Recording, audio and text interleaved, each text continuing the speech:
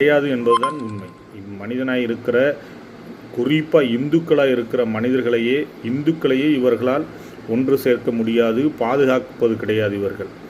ஆனால் இந்து என்ற போர்வை வைத்து கொண்டு மாற்று மதத்தினரை தொந்தரவு செய்வதுதான் இன்றைய நாட்களில் இருக்கிற பிரச்சனை. நீங்கள் நல்லா கவனிச்சுக்கோங்க. மதவாதிகள் தேசத்தை காப்பாற்றுகிறோம் என்று சொல்லிக்கொண்டு சாதி வெறியில் மூழ்கி இந்த நாட்டை சின்னவண்ணமாய் மாற்றி கொண்டு இருக்கிறார்கள் என்பதுதான் நிதர்சனமான உண்மை. அதனால் ரொம்ப தெளிவாகவும் கவனமாகவும் இருக்க வேண்டும்.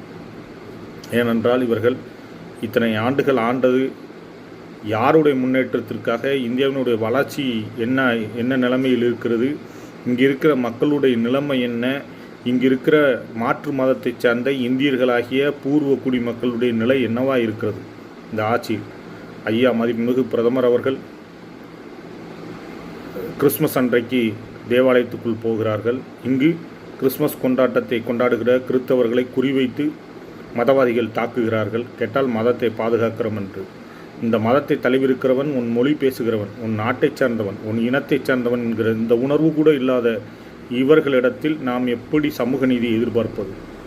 அதனால் நாம் ரொம்ப கவனமாக இருந்து நம் மக்களுக்கான விடுதலையை நாம் நோக்கி நகர்த்த வேண்டும்.